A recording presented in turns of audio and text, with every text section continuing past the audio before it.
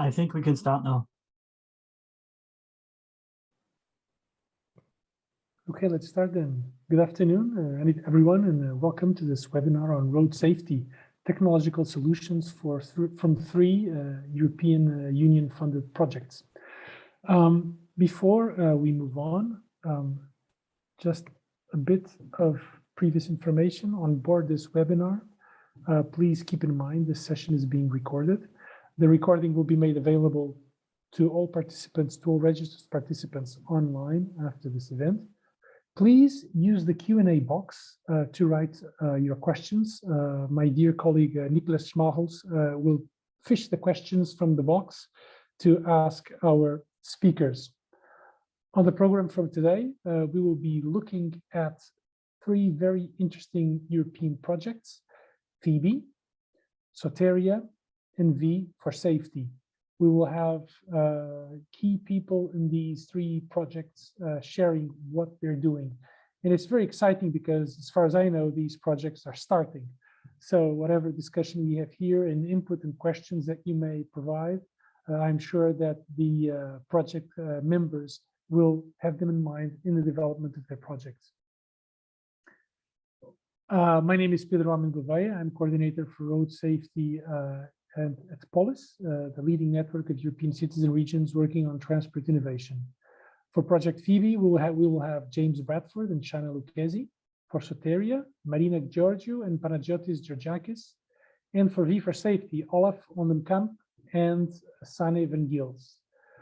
And finally, we will wrap up with some social media information by my dear colleague, Nicholas Schmahels. First, before we move on, a short word of, I did something wrong, I'm sorry. Okay, before we move on, I think I'm blocked. Okay, just a few words as a way of introduction about why safer thinking is necessary to get safer streets. Well, number one, if we look at road fatalities in the European Union from 2003 to 2018, we see that they have plateaued. The numbers from the previous years, as you know, were heavily tainted by the lockdown, 2 years of lockdown, which had very mixed results. And results just published last week by the European Union show a decrease. But in any case, when we look at the past decade, what we see is that several years of decreasing in road fatalities and serious injuries, they have plateaued. This is not the case. This is not the same situation across Europe. What we see is that in some countries in Europe, things are much better. Progress is much faster than in others, such as my own, Portugal, right there on the lower left corner. So the thing is, there are advancements, and it's not by chance. Somebody's getting it right. When we look, for example, at the data from Helsinki or the data from Oslo, what we see is a sustained decrease in road traffic fatalities, and they've reached zero. That's the case for Helsinki, that's the case for Oslo, and that's also been the case for around a decade now for the city of Pontevedra in Galicia, northern Spain. So what are they doing right? We'll talk about that, but also, I can also share with you from my personal experience that, I mean, when you do traffic calming, when we reduce the speeds, we do find substantive reductions in crashes and fatalities, in the number and in the severity of these crashes. These are some cases where, when I was working in Lisbon, we intervened in some high crash sites, and we observed that reducing the speed severely reduces the crashes. So the point is that today we have the knowledge and the means to eliminate traffic deaths and serious injuries in city streets. The point is for some reason my screen stopped sharing. Give me just a second. The point is that, you know, things aren't going well everywhere. Why? If we have the knowledge and the means. My PowerPoint isn't very friendly today. Sorry for that. Question is, if we would look at the deaths and serious injuries caused by traffic, road danger as a result of a virus, we would quickly understand that the vaccine has been invented. And the real challenge that we face is not looking for new medication, but it's accelerating the production, the distribution, the application of this vaccine, and dealing with people who don't believe in medicine or don't believe in vaccines. Sounds familiar. But this implies a paradigm shift. And when we look at why in previous cases in history, there was a solution at hand and things didn't advance or took a long time to advance, maybe we get to understand why thinking right and why organizations have a role to play. A famous case is Dr. James Lind. He was a medical officer on board the Royal Navy in the early 1700s. When the Royal Navy set sail to cross the world to New Zealand or Australia or China, up to 1/3 of the crew would die on every voyage. 1/3, 1 out of every 3 members of the crew. Dr. James Lind found out, today we know this was caused by scurvy, so the lack of vitamin C that makes your teeth fall out and be open to infections. Dr. James Lind, who was a young medical officer at the time on board one of these ships, he found out that by giving every sailor 2 teaspoons of lime juice every day, he could eradicate a problem that would kill up to 1/3 of the crew. He came back. This was one of the first clinical trials in history. He came back, he published the results, and still it took over 80 years for the Admiralty to implement this procedure as a standard procedure in the whole Royal Navy fleet. Why? A similar case is of Dr. Ignaz Semmelweis, a Hungarian-born doctor who practiced medicine in a hospital, in a maternity here in Vienna. Well, if you've been washing your hands for the past 3 years, this was the guy who found out that was important. He found out that if doctors and nurses wash their hands in a chlorine solution between tending to the next patient, they could almost eradicate the deaths of mothers who were dying after giving birth. There was a huge number of infections. Well, he published his results. Do you think his colleagues liked it? Well, they hated him. He ended up leaving the hospital and ended his days in a mental asylum with what probably would call this day a burnout. He was not respected. Why did these discoveries not work or take so much time? The point is that the diffusion of innovations is a social process. And as such, it has to deal with the realities and the dynamics, social dynamics inside organizations. We all know that there is a tendency to a resistance to change, a wish that, maybe we can avoid changing anything and things will magically improve.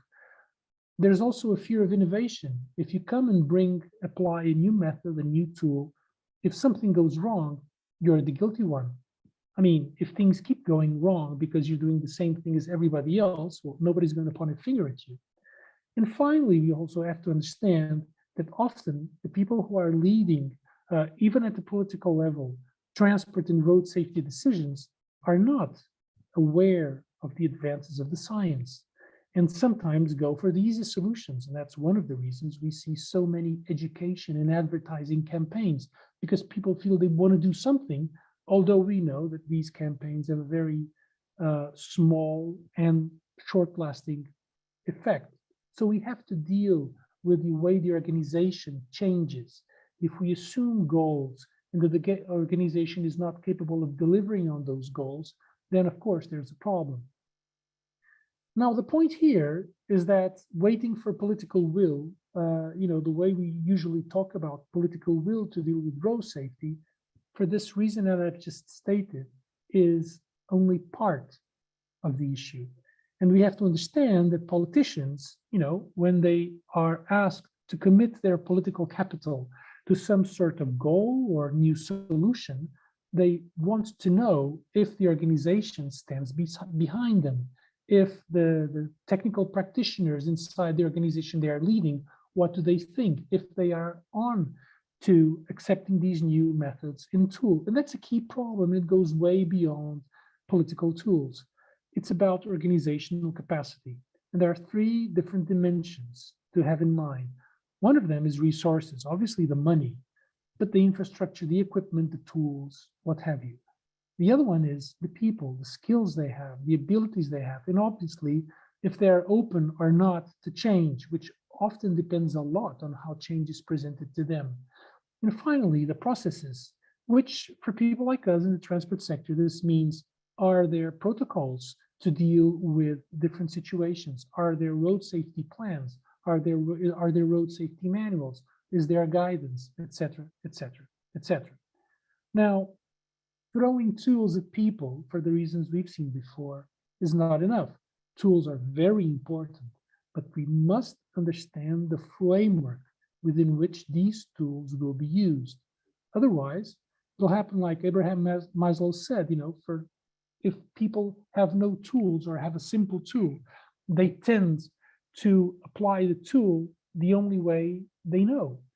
And so bringing in new tools must also bring in a new mindset, a new approach, a new paradigm. Otherwise, people will keep on looking for nails. So changing the way we think about things is critical to changing the way we work. And changing the way we work, obviously, is indispensable to achieve new results in road safety. So we have to keep in mind that it's not only the way we think, it's also the way we talk. Ask any cognitive psychologist or any social psychologist, and they will explain that the words we use shape the way we think. And the way we think shapes the way we look at problems. So it's very important to have this in mind when we discuss vulnerable road users and when we discuss road safety. I remember a long time ago when I started working on pedestrian safety, everybody thought it was the pedestrians' fault. They jump in front of the cars, they cross out of the crosswalks, they cross against the red lights, etc., etc., etc. They also said, well, the young kids, they text, they hear music, they walk slow. Because I had been working for a long time, 10 years already, with people with disabilities, you may ask a person who's looking at a cell phone, may try to educate her to look up at traffic, but you cannot educate a blind person to see. Neither can you educate the deaf person to listen. Neither can you educate an 8-year-old lady to, come on, walk fast across the street. So the point is, the words and these ideas that we use about looking at the vulnerable road users, that's the ones who should, mind and be careful. It's really the wrong approach, because then, and it gets actually to be a dangerous approach, because then we focus on things that have little impact on the safety of people, although we want them. The point is, for example, this is a real case. It was happening very near the place I worked. It was a 16-year-old girl who was crossing the crosswalk on the green for pedestrians with a reflective vest, with a helmet, and she was carrying the bike. She was using the bike lane crossing. What did that help? Because the driver of the car was looking at his cell phone, and of course smashed and killed her immediately. So the point is, we must understand something that in health and safety has been established for a long time. There's a lot that road safety must learn from scientific and technical advances and philosophical advances in health and safety, which is, this is one of the examples, the hierarchy of controls. Of course, in a factory floor, if you have a dangerous machine, the first thing is, or dangerous chemicals, you see if you can remove them. If you cannot remove them, you see if you can replace them with something less dangerous. If you cannot replace them with something less dangerous, well, you isolate the danger to protect the workers. And then, and only then, is it proper to talk about administrative controls, about using protections, which are necessary and are systematically implemented. But the point is, first, you deal with the source of danger.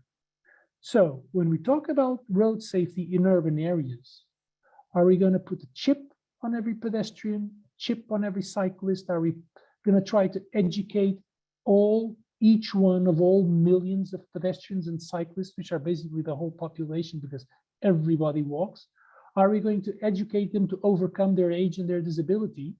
Or are we finally going to focus on the source of danger? And this is not an anti-car speech. It's just a practical health and safety speech. You focus on the source of danger. It's the only and the most effective way of protecting vulnerable road users. Because, again, you can use all the helmets, all the high visibility vests. If the source of danger is not constrained, there's nothing you can do for everybody who is outside of the car. And so may we finally understand that vulnerable comes from the Latin to wound. And maybe the people that are, maybe will finally, with this new approach, stop looking at people who do their everyday life in the streets of our cities as somebody who can be a wound or hurt, and instead look at them first as people. We have to finally, and just the final idea, we have to finally to understand that loads of barriers that come to the promotion of road safety come from the fact that over the past century, our ideas about road safety have been shaped by car advertising. And again, it's not an anti-car speech, it's a basic anthropological fact. And that, of course, influences the way we look at this, the way that, for example, we put road safety against congestion, failing to realize that you can both reduce congestion and increase safety at the same time. Just like, for example, they did in Bilbao, they reduced speed limits all across the city, and things are much better today for everybody. So can we do it? Well, it depends on how we're thinking. I'm going to stop sharing here now, talk a bit too much, and let me invite my dear colleague James Bradford from IRAP to come and present Project Phoebe. James, are you ready? Yes, thank you very much, Pedro. Go ahead. So yeah, brilliant introduction there. So in this bit, I'll take you through what is Project Phoebe, what issue we're trying to address, what are we seeing, the issues surrounding it and the connected things, and then moving on to what are we going to do to try and address it and correct it in the future. So very much when we looking around to the road safety situation, we zoomed in on the traffic and use of the urban areas, and recognizing that actually there's a massive amount of change going on here, both in terms of our expectation of urban areas, how we move about them, and how we interact with them. And looking at a lot of the models at the moment for analysing urban areas, and so it's like traffic models and whatnot, we can actually see that a lot of those are very much focused around vehicles, cars and trucks and motorcycles in particular, and don't necessarily take into account these newer forms of transportation that are coming out at the moment. And then likewise, what we also can see is that there isn't the same level of integration with some of the other tools, especially the safety tools that are available at the moment for managing road networks. So the traffic models are providing you something at the very much in the detail level, and that's not then bringing in that very much higher level that we're seeing. So what we're trying to do within the Phoebe project is look at how can we actually interlink those two levels? How can we use those proven simulation models and actually align them and weave them in amongst with the road safety assessment methods? So pulling out and coming together to actually produce like a dedicated safety module within simulation tools. So that's very much the focus of it. Yeah, a simulation tool, the model that can actually look at both the infrastructure safety, the speed, how people are using the roads, and how that modal shift might come about or might be influenced by other things like the infrastructure. Likewise, looking at the human behavior and how that can be built into the system and utilized to actually influence the other ones. And then finally, using new data sources, so both the traditional ones, but actually new ones as well. So we're seeing a lot of progress that's happening at the moment, both in terms of AI and ML techniques. Likewise, you've got big data sources and stuff like that, and actually exploring those and saying, how can we actually integrate those to harness that much more effectively?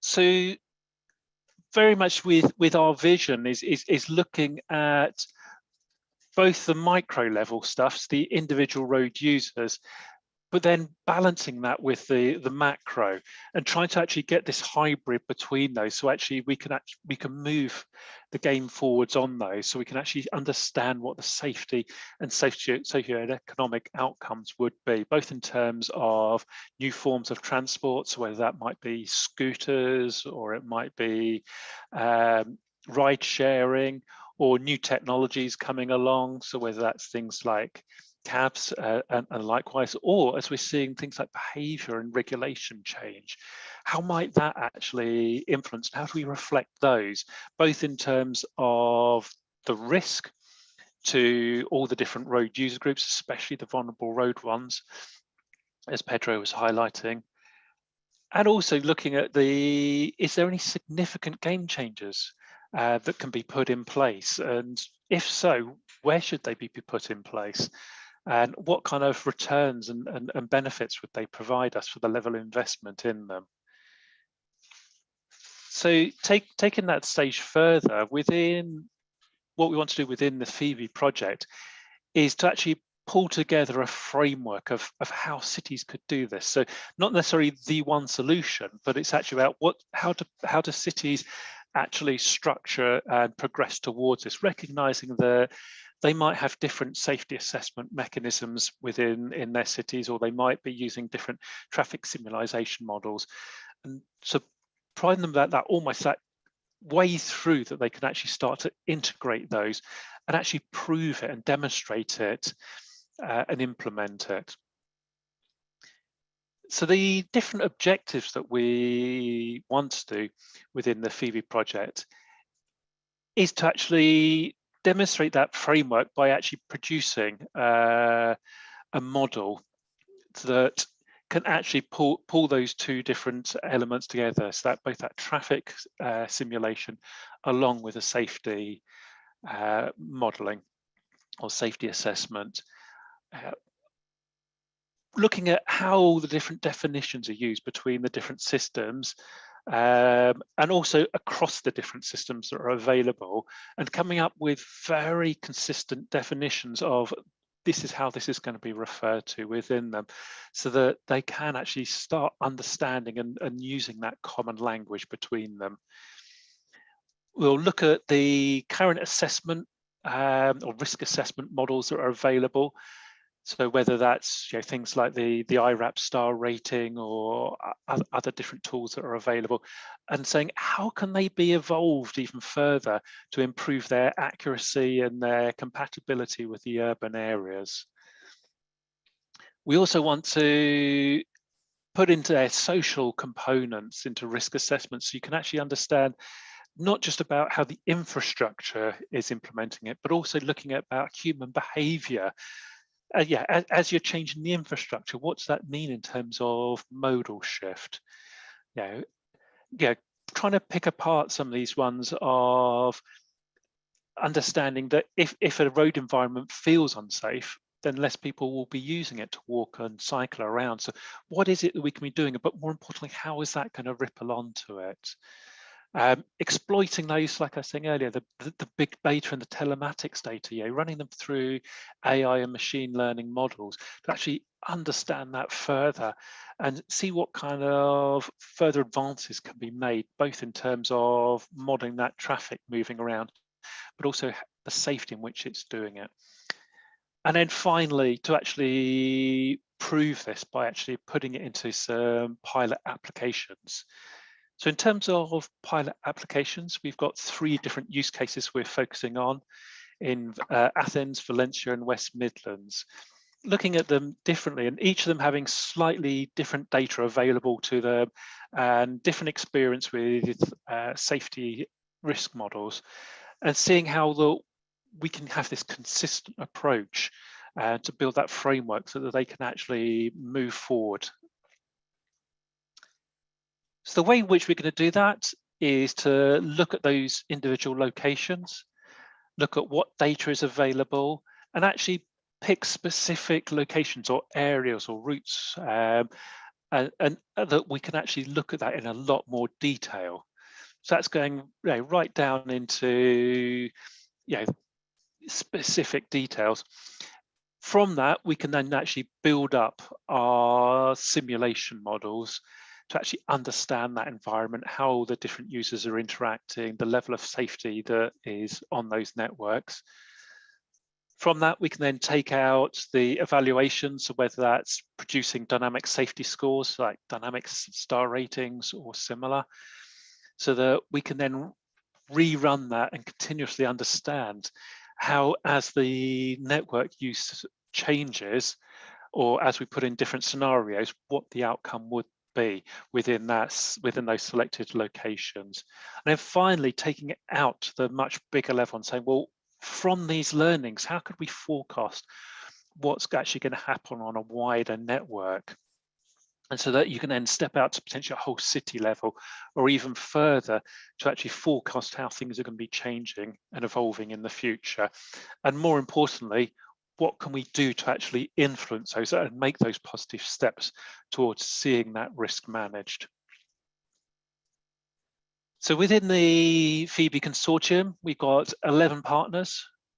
We're spanning across 7 different countries. And here you can see that they come from a variety of backgrounds, whether that be from technical universities, from corporate entities or consulting entities, or from NGOs. And so what we have is a very strong partnership between them, all bringing slightly different aspects and working in harmony together. Thank you very much for listening to me. So may I hand back to Pedro? Yes, my dear colleague, thank you, James.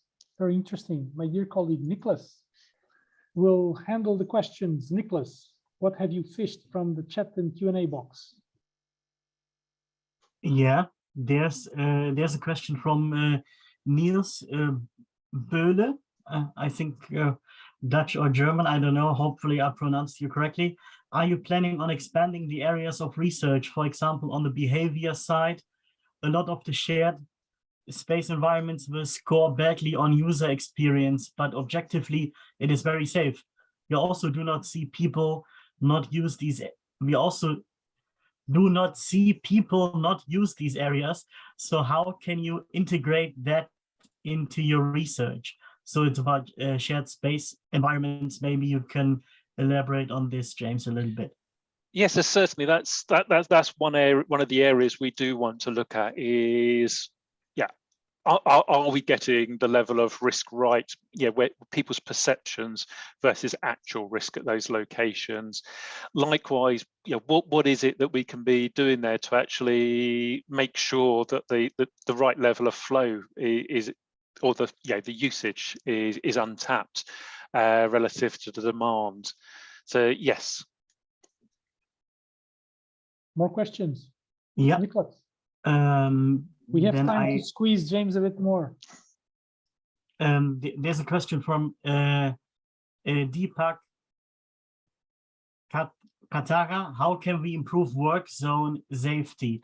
I'm not so sure if this is really related to the traffic planning or urban mobility, but maybe yeah, you can elaborate how it can improve safety in general, and what could be the Phoebe outcomes for that. Yeah, so I see potentially two ways that you could be using the phrase work zone safety. The more obscure one is where people are generally doing their work in business, so that might be going to the office or whatnot. So certainly Phoebe will have benefits in that area. Understanding how people are commuting to the office, and also maybe going out at the lunchtimes, but as that vehicle flow and the pedestrians move around. On terms of actual road site work zone safety, there won't be too much into that at this stage within the Phoebe project, but I think there's a massive scope for actually going to that into the future. So as these traffic models, as we enhance them and improve them, you'll then be able to actually step it further through into understanding what is the impact that potentially a road closure would be having, and how would it be moving different flow around the network. Yeah, in terms of, would it be putting pedestrians into the roadway, or would it mean the bicyclists are taking a different route? So there is real scope for that in the future. Then I have a question to elaborate a little bit more, so that everyone here in the audience can understand what we actually mean. Some people attending this webinar may not be familiar with the concept of predictive safety assessment. Can you please explain what this means? So I think it's a bit easier, so that everyone gets on board here. Yeah, this is important. So what we know is ultimately we want to address crashes and reduce their severity when they do happen. The big problem we have with crash data is, one is it's not always accurate. It always lags, and it's a historical representation of what has happened. And what I find especially frustrating with it, it's not always statistically reliable, so that as you improve your safety on the network, you'll see those crashes become more and more sporadic and don't always follow the pattern, and you need to have longer and longer time horizons to understand that. So what predictive safety is doing is taking that crash data and having analysed it to produce things like crash modification factors and safety performance indicators, to actually say, we understand what's the dynamic happening here and the relationship between different road features and the risk, and projecting that forward. So it's about estimating the risk and being proactive rather than responding to, oh, we've had a crash at this location or a cluster of them, we need to address this site. The big advantage, and where that can step forward, and big advantage of it, is then you can be saying, well, I've got an identical site to that one. It just so happens that there was a local something going on there, but if we address this other site that's identical, actually we'll avoid having crashes there as well as that site where we've got those clusters. So it's using those kind of principles, but on a much bigger scale. Mm-hmm. Shall we go for one more question, maybe to step to have a step back, a rather broad one, also to get everyone on board here, and to sum up what Phoebe is doing. What type of benefits can we have in integrating safety into traffic simulation? So maybe this will also, it's a natural bridge towards the other presentations, of course. Yeah, so there are multiple benefits, but the key ones that I'd like to draw people's attention to is understanding where the risk is on the network, how that risk would dynamically change over time, especially as things like flows of vehicles change through the day. Likewise, as speed change, being able to actually understand how that's happening and how that's actually impacting people's use of the road network and their safety as they do it is vitally important. And ultimately, it'll allow us to simulate changes on that network. So what happens if I reroute traffic this way on this time period, or if I change the speed limit on the road? What will the outcomes be in terms of fatal or serious injuries avoided? Mm-hmm. Okay. James, thanks a lot for the presentation, for answering these questions. We will now move to project SOTERIA with the Marina and Panos. They are here. They will turn on their cameras. Panos, Hello, Panos, everyone. Can you hear me okay? Yes, I must Okay. ask you, Panos, it's a very cool background. Is that one of the team's backgrounds, or is that No, really that's your office? that's my actual office. Nice, nice. It's Hi, a real Marina. one. How are you? Okay, Welcome. I'm fine, thank you. Okay. The floor is yours, or the screen, should I say? I've shared my screen. I don't know if you can see it. Okay. Yes. Yes, we can see it. Okay. Okay. So I'll be presenting the SOTERIA project.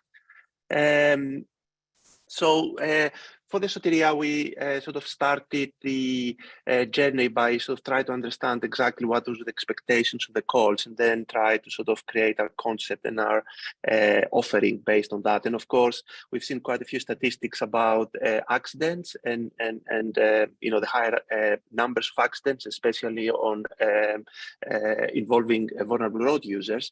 So one of the sort of objectives, or one of the early sort of needs that to identify was the need to develop some solutions that will operate at planning level, but also in real time, that will somehow try to minimize the risks and try to sort of contribute to the target set by the EU regarding the 50% reduction of serious injuries and fatalities by 2030.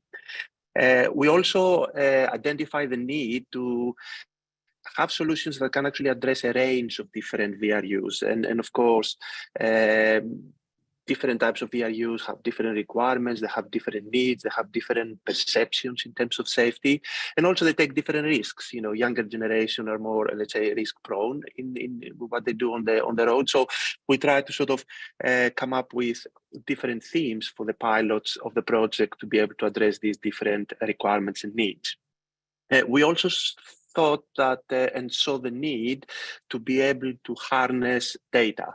You know, we needed to understand a bit more about the accidents, the causes of accidents, but also, you know, there is a lot of new mobility services over the last few years, and of course, there's new types of micro vehicles as well. So there's a need to understand the demand for those services and try to sort of take this demand into consideration when we design new safety systems and solutions.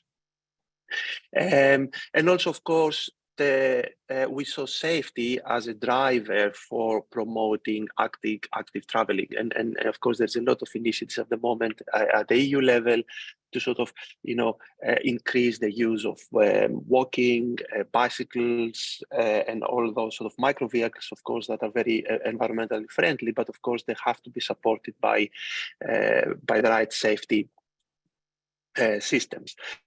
So as an aim, of course, we try to sort of put all these things together to come up with an offering that will sort of support the Commission's Vision Zero target. And in terms of the project itself, there's a consortium of 16 partners from 7 European countries. And the main idea is really to come up with different, let's say, services that will facilitate this safe traveling of VRUs. And of course, this includes a number of activities from try to understand the behavioral characteristics of different VRUs, involve VRUs and stakeholders in the safety domain as part of co-creation activities. So they are actually part of the design of the solutions. Also, so the need that also James mentioned earlier about some tools that can facilitate integration of simulation models and data-driven analytics as part of the design of these solutions. And there's two main areas of work as part of the SOTERIA. One of them is to protect the VRUs while they are actually traveling.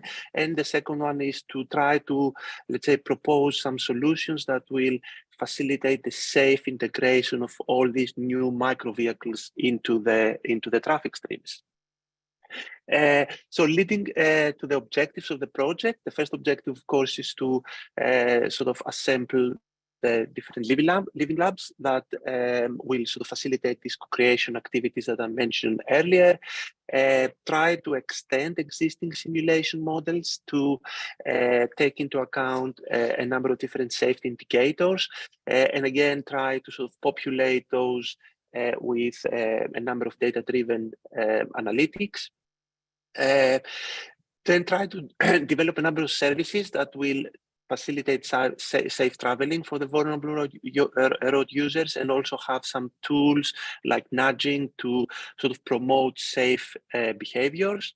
Try to also develop solutions that will make VR use more visible to other traffic users or private cars, freight vehicle drivers, etc., and sort of raise the awareness of those VR use. I think this is very similar to the example you mentioned and the class example you actually presented earlier as well, where the VRU had all the right equipment, but of course the driver of the vehicle wasn't paying attention, and of course that resulted to the crash. And also try our solutions in different urban contexts and different sort of social conditions through the pilots that we have designed, and as part of the outcome of the project also to provide some training courses to, let's say, educate the users based on the findings of the project and also the solutions that are going to be developed, but also provide some policy recommendations. So these sort of objectives were divided and used to construct the axis of the project, and I'm going to go into a lot of in a bit more detail for all of this later. But of course, the first one was the co-creation and social innovation living labs. Then there's an axis looking at the advanced accident analysis and sort of generate some intelligence from data, increasing the safety of vulnerable road users, facilitate the safe integration of micromobility services, and also demonstrate the solutions and try to augment their impact as well. So in terms of the co-creation and social innovation living labs, the plan is to introduce those into different areas, different cities in Europe, and use these as vehicles to facilitate three main activities. The first one is try to understand the behaviors of vulnerable road users, try to do some studies with different types of VRUs and try to develop a taxonomy of needs and behaviors. Then try to develop a modeling and simulation platform that will allow the assessment of different interventions before they're actually put in place. And also use these sort of findings from the analysis of the behaviors, but also the modeling and simulation tools to co-create solutions that then will be developed as part of the project and demonstrated in the different sites.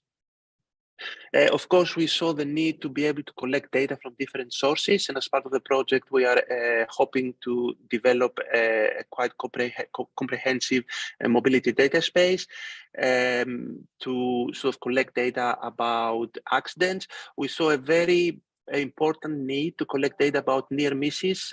So there's a lot of data about accidents, but there isn't a lot of data about near misses. And of course, the idea is if we can actually understand what causes a near miss, we can maybe break the chain of activities that could potentially lead to an accident. So there's a lot of emphasis in our project on using some technologies to sort of detect near misses,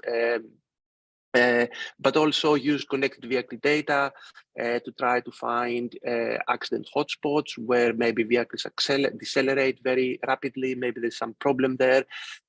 So there's a plethora, if you like, of data sources that we're going to try to integrate as part of the mobility data space, and that will sort of, let's say, support all the services that will be developed as part of the project. So at the lower level of our sort of data processing, we have we are creating a number of data analytics and AI tools to provide services like risk heat maps. So this will use historical and real-time data to, let's say, formulate high-resolution maps with safety-related parameterization. So this can be like on a dashboard where different sort of operators and different stakeholders can actually visualize those. We also have hoping to develop an advanced accident analysis module that will use both statistical and sort of more AI techniques like deep learning to try to understand causes of accidents and create an taxonomy for those causes, and also try to support all this with explainable AI to be able to make sure that the users understand the messages that we try to present to them about the accidents, try to understand the causes of the different accidents, and then hopefully maybe change the behavior or risky behaviors when necessary. And then we have these two main, let's say, pillars in the solutions that we're going to be developing. The first one is to increase the safety of the VRUs. And again, we have a set of solutions that will facilitate that. First one is a safe routing component that will basically direct users away from risks and potential accident hotspots. And these are talking about VRUs. Also have this safety-oriented proactivity and nudge engine. So try to, let's say, detect hazardous situation in advance and try to sort of nudge users away from that. And of course, this will also apply for not only VRUs, but also drivers of motorized vehicles as well. Try to sort of give them some sense of awareness when, for example, maybe they approach an intersection where is also approached by a cyclist, for example.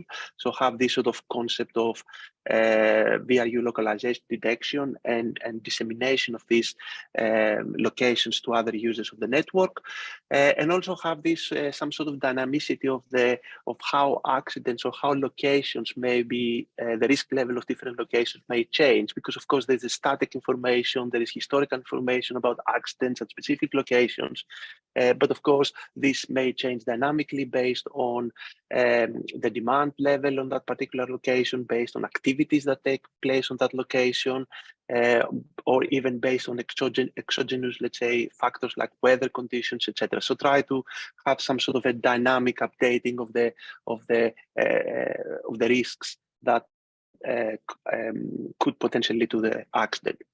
And on the other hand as well, we have a number of solutions that will facilitate the safe integration of micromobility. As part of that, we try to develop solutions that will actually predict the demand for those services and the locations that that demand may happen. So again, we can see those locations as potential accident hotspots, because of course, the more the utilization of those micro vehicles, the higher the chances of an accident. Also look at ways of predicting and recording the behavior of different VRUs, especially cyclists and e-scooters. And a major output of the project is the development of a micro vehicle sensory kit. We know there is a lot of work in terms of sensors on motorized vehicles, but I think there is currently there is a bit of a gap on how this can actually be used in micro vehicles to collect information about the let's say the user, but also to collect information about the surrounding of the micro vehicle as well. And of course, we're going to use the sensory key to facilitate this identification of near misses as well. And of course, there's another of additional components and systems that we will like to incorporate into that, but just for the purposes of the presentation, I'm going to move on to the pilots. We have 4 pilots and areas that we are going to try to sort of demonstrate the solutions that we're developing, and each of those pilots has a different theme. We have a pilot in Oxfordshire in the UK. The main objective of this pilot is to investigate the safe integration of micromobility to, let's say, the current mobility paradigms. The emphasis is to see how existing infrastructure for cyclists can also be used for other micro vehicles. We have a second living lab in Saxony in Germany, and this will be realized in different locations. The main theme for that is the younger generation, or Generation Z. So we'll try to see how the solutions we are developing can support let's say, teenagers and try to protect them while they are sort of traveling. Then we have the Living Lab in Madrid, in Spain. The main objective of this Living Lab is to see how these sort of new mobility services, especially shared mobility services, can be affected, and what kind of solutions we need to develop to sort of improve the safety for those solutions. The main SOTERIA outputs that will be demonstrated in Madrid is the predictive analytics in terms of the demand, but also different sort of solutions related to visualization of accident hotspots and how maybe fleet operators can actually know the locations of those hotspots and take specific actions. And the last Living Lab is actually in 2 locations in Greece. These are sort of smaller towns, and the idea here is to thoroughly test this micro vehicle sensory kit, and use this sensory kit to collect, let's say, information about the users and also the vehicle, the micro vehicle, and use that as part of a predictive analytics for safety.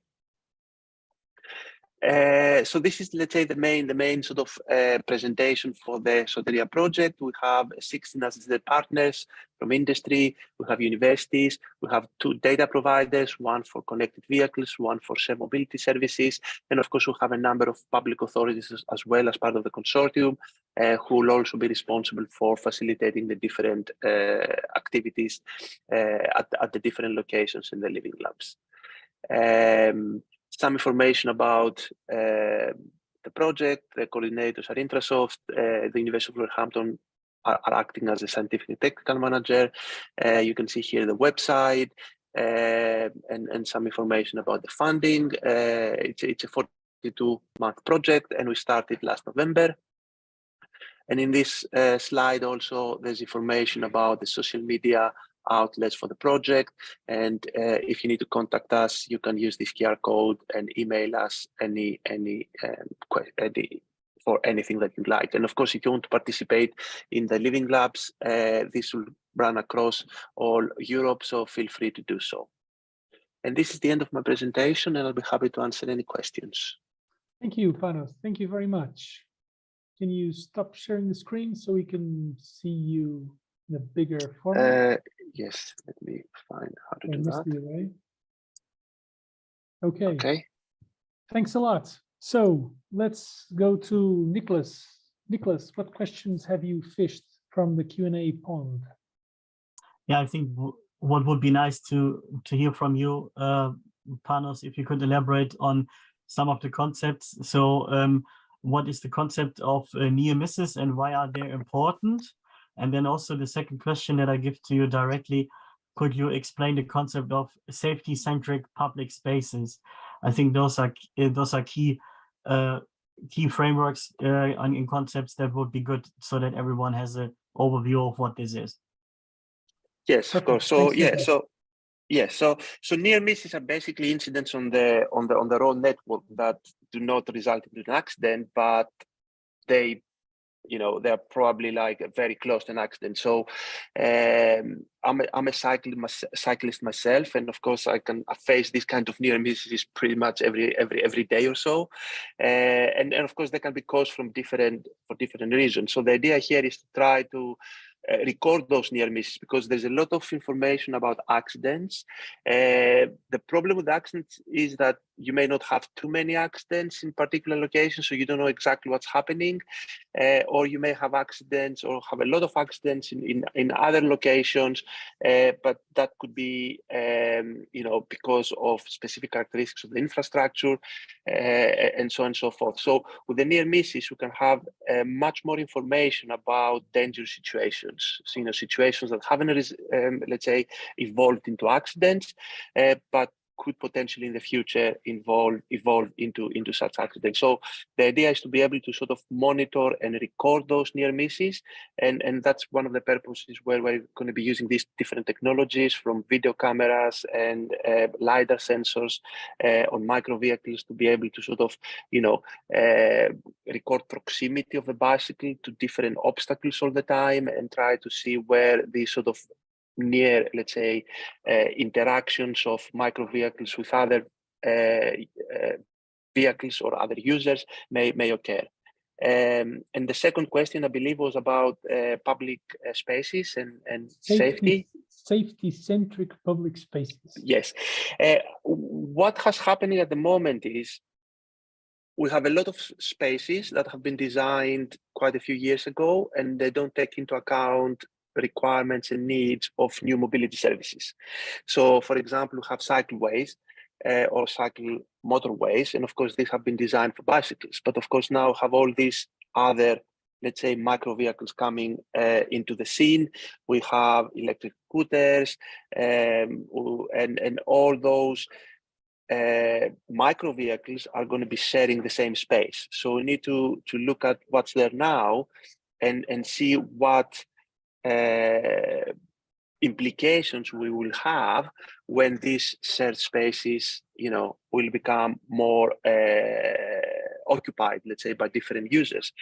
So the idea is to take all this into account and make sure and put designs in place that take into consideration all these different types of users and make it, you know, safe-centric from the point of view that there is some sort of separation potentially between pedestrians and cyclists, or cyclists and e-scooter drivers, you know. So try to sort of understand these sort of conflicts in the use of those shared spaces and come up with some designs that hopefully will facilitate safe traveling in these spaces in the future. Got it. Nicholas, you have one final question. Easy question, huh? Yeah, there are two very basic questions in the Q&A section now. Do you have any connections outside the EU apart from the UK concerning similar activities? And then the second question would be, what type of participation in the living labs are possible? And are you still looking for some participants or some cooperation on the local level? Brief answer, Panos. Okay, so the first question, if I understood correctly, if we have any other sort of country outside the EU apart from the UK? No, it's just it's the UK, and the rest of the pilots are actually part of the EU member states, if you like. And the second question was, can you repeat that, Nicholas? The type of participation in the living labs, and can they still participate? What do you do, like a brief overview? Yes, anyone can participate. So the living labs are open to any interest party. We have 4 main locations for the living labs, but we have a network of 8 cities as part of the project. And of course, the studies that we are planning to do for capturing behavior, capturing stakeholder needs, this will actually go beyond the living labs as well. So we welcome any registration on our website for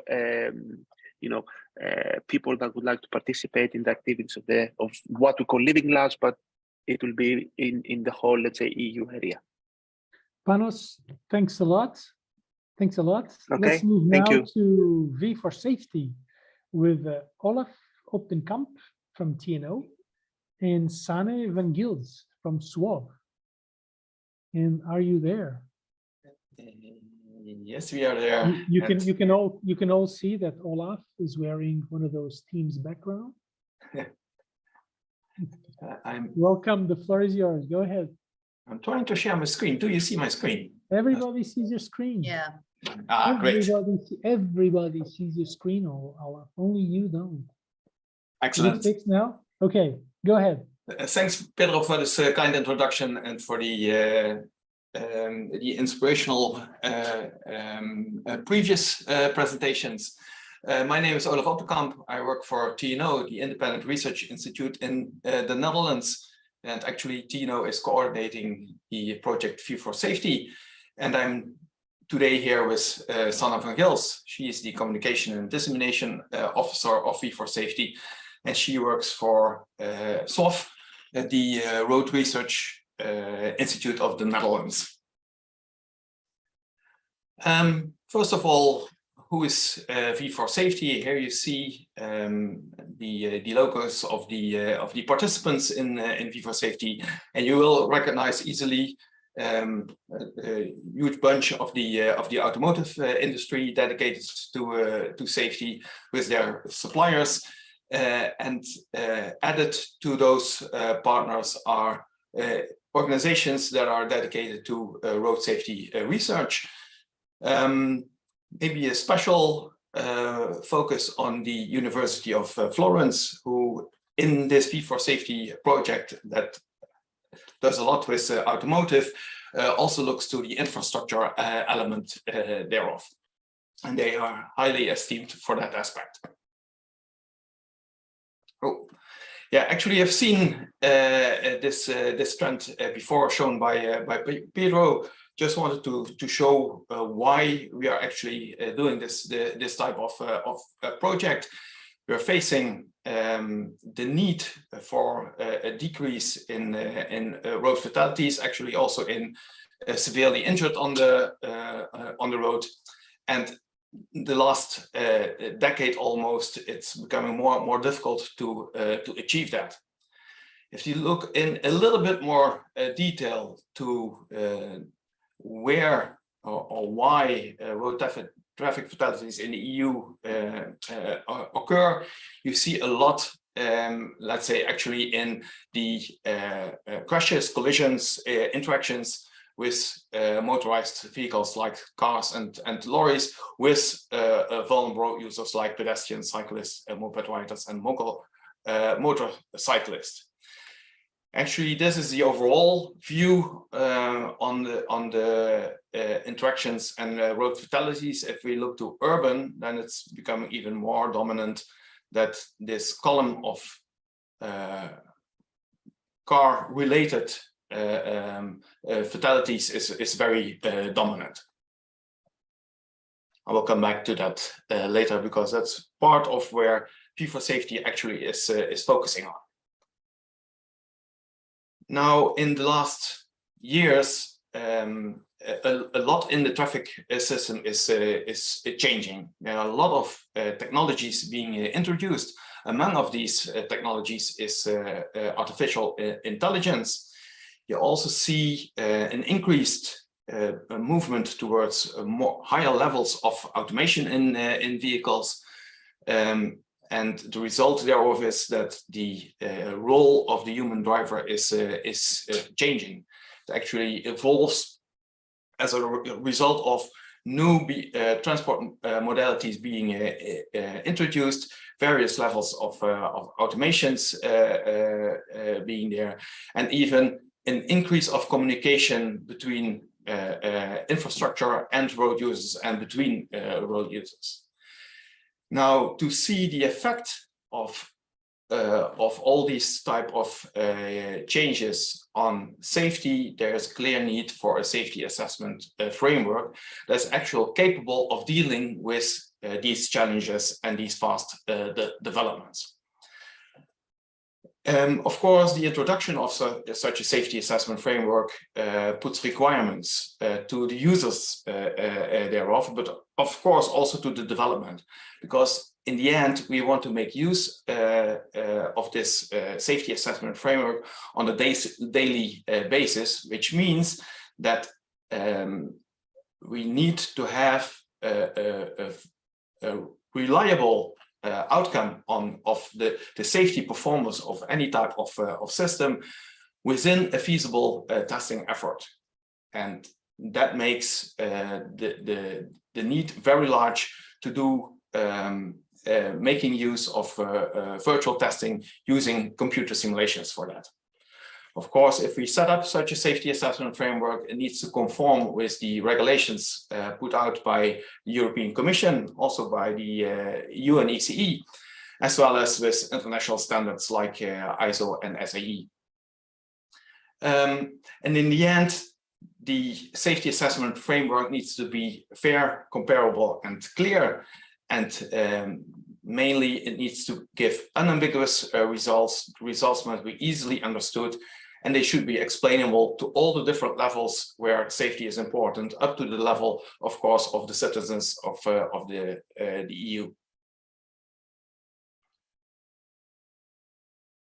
Now, V4SAFETY is dedicated to set up that type of safety assessment framework and takes there the perspective from a vehicle.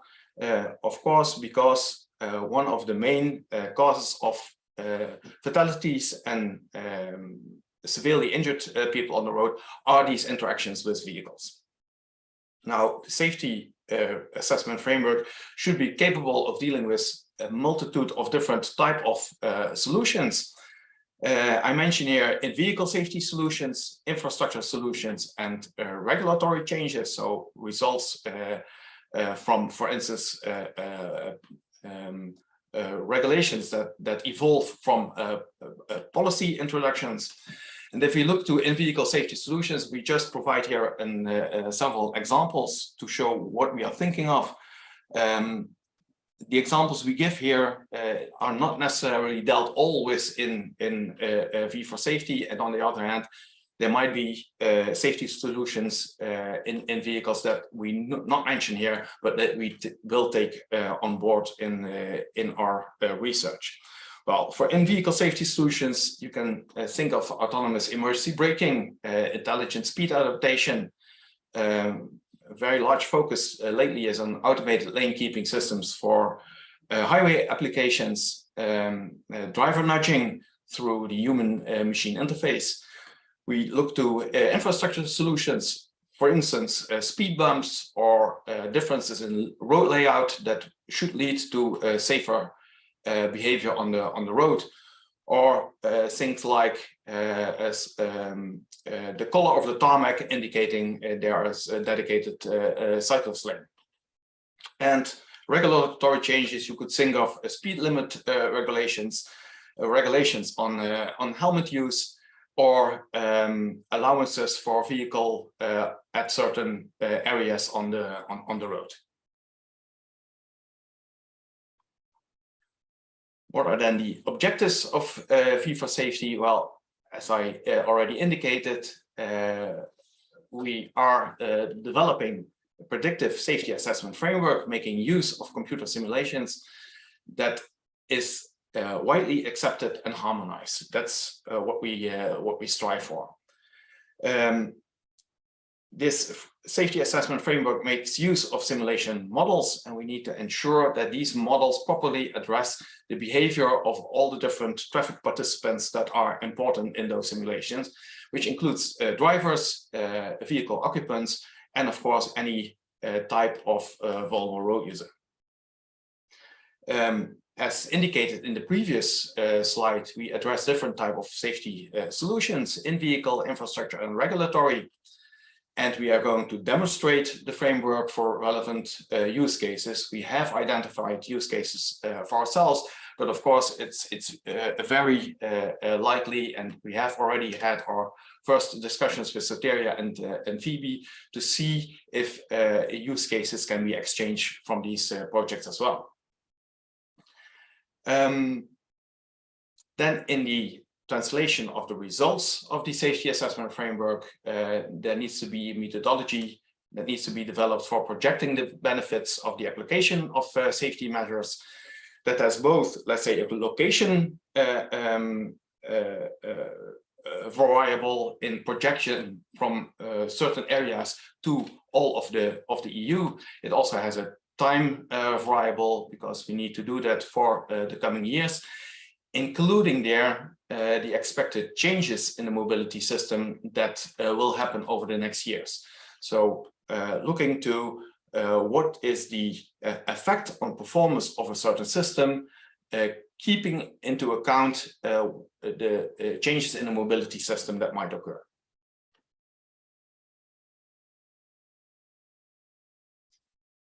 We look to different possible use cases from the possible interaction between road users, where you have here the the first road user, pedestrian, cyclist, power two-wheeler, passenger car, commercial vehicle that can come into conflict with another road user.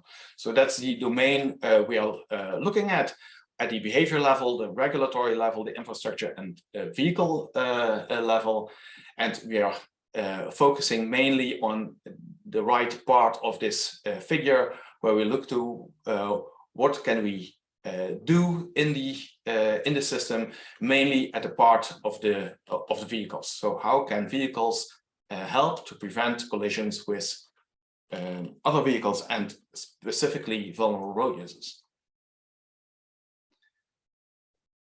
4 use cases have already been identified in the project, where we look to the crossing passes of a passenger car and e-scooters.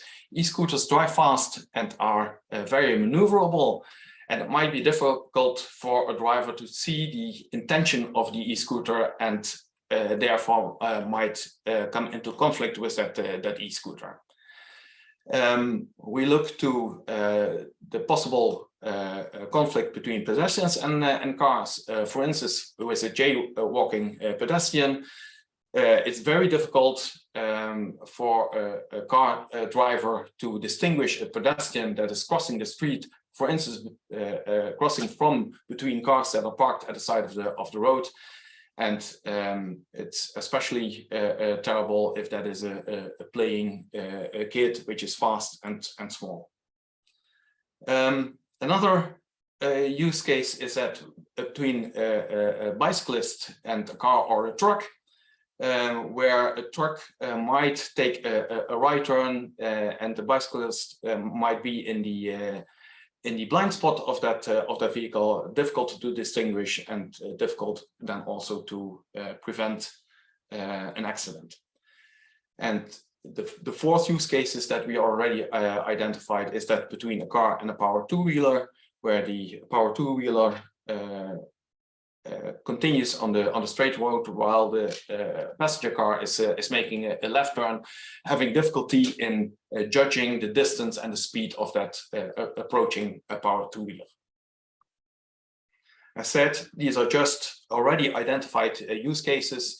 We are in the process of looking where do we have the largest benefit to be made.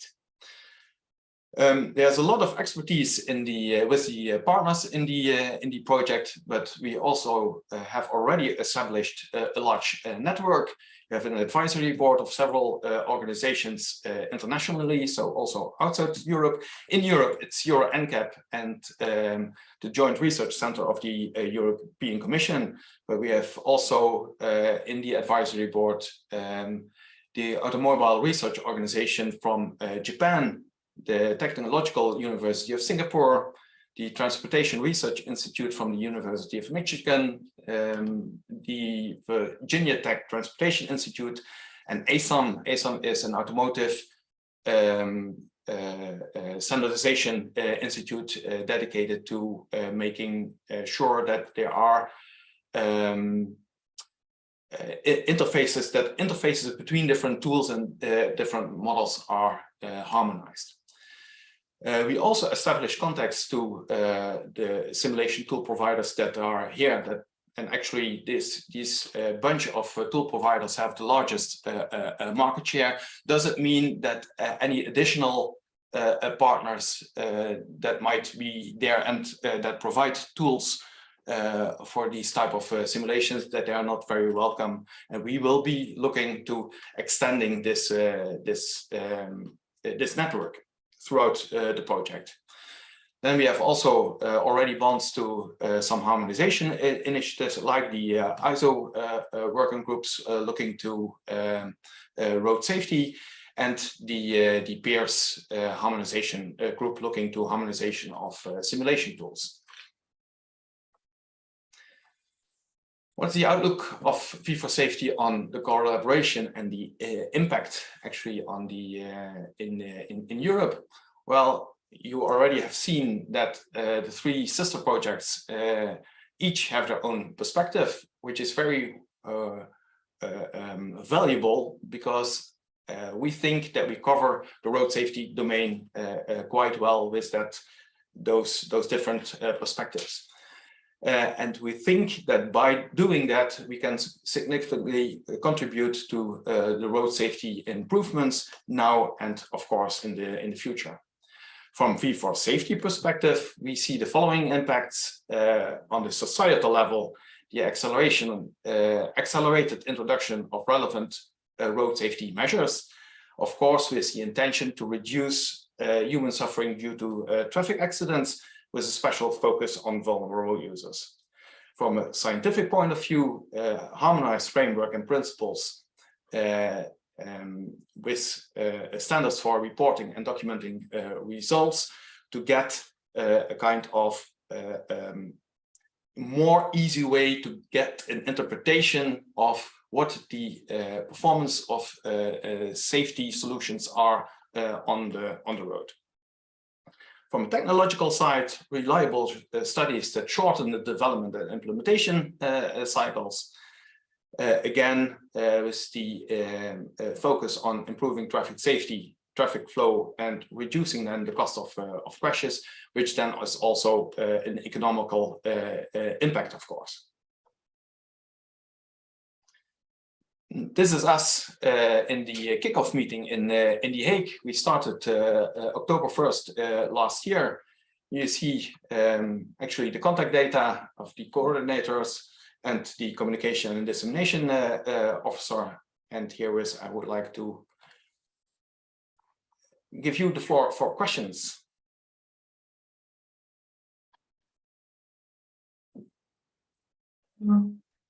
Thank you very much. Really interesting.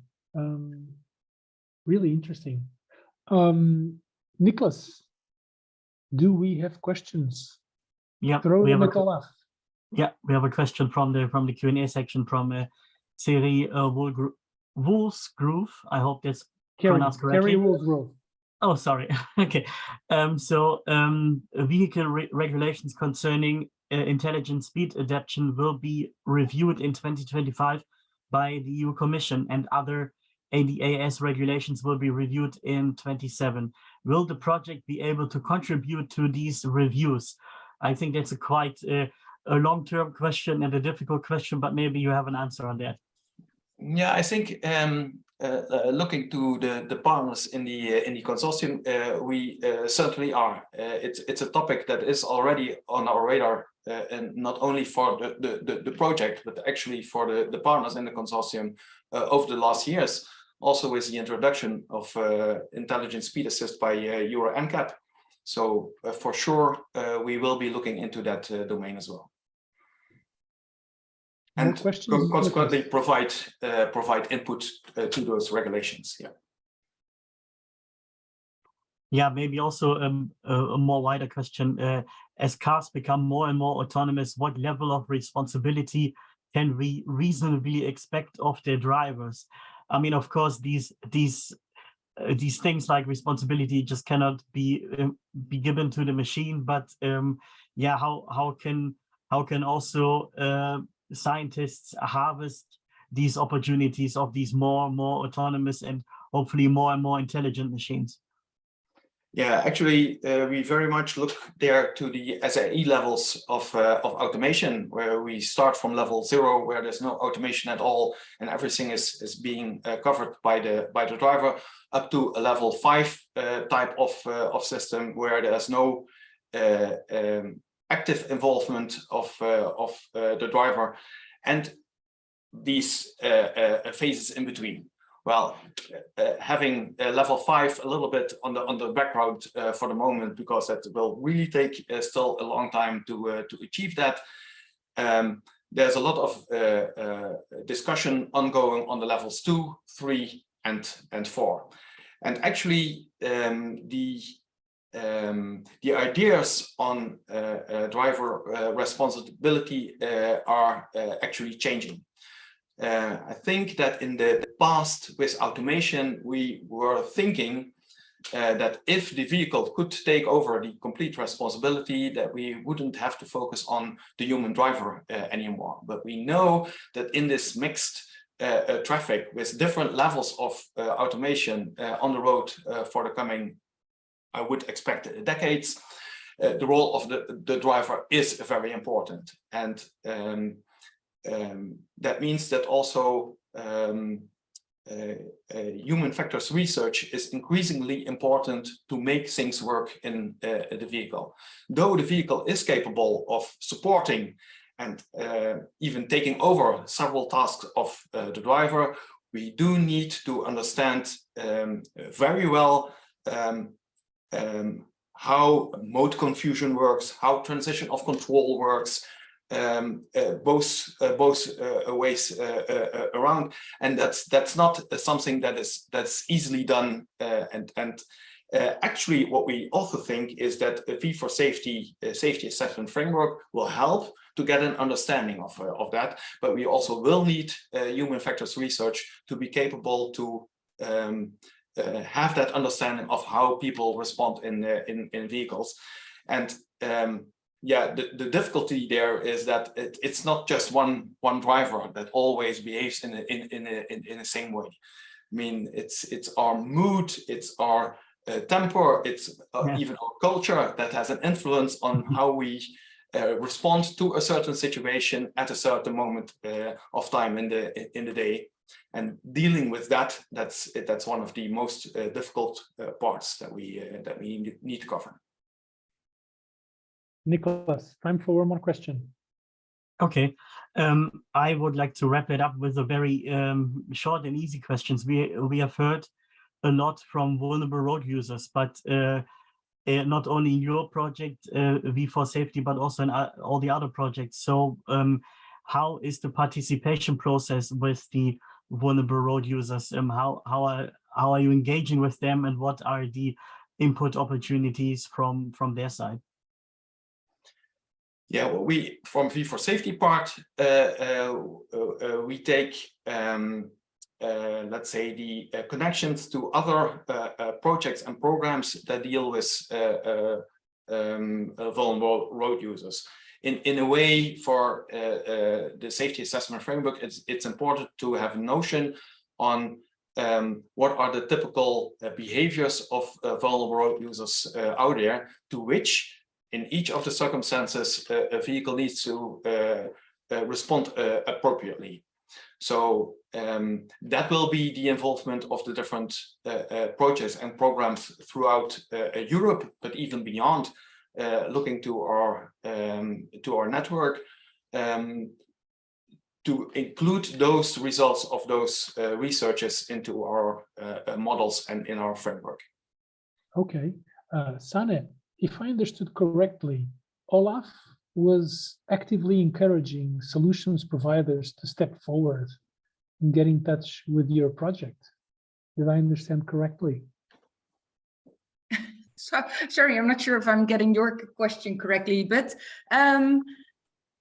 Olaf was encouraging, Olaf was actively encouraging solutions providers to come forward and to contact your project. Yeah, definitely, definitely.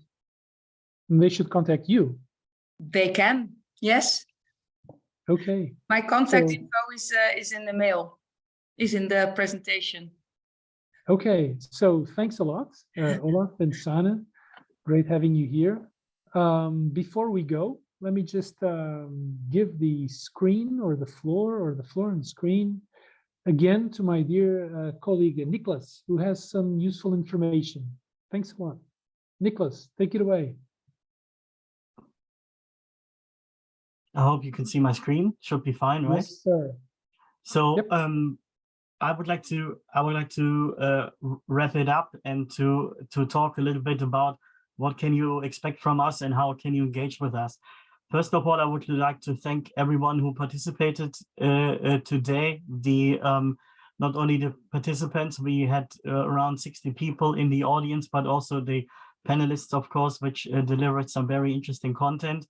But what will happen now? So the idea of the Phoebe project and the two other projects, V4SAFETY and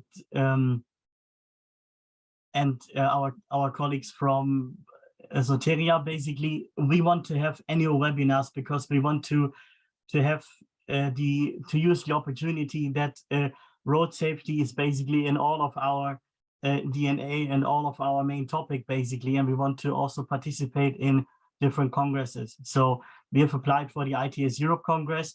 Phoebe and the others will probably be for sure at our Polis conference that we are organizing, and during other annual events you will also find us in the future.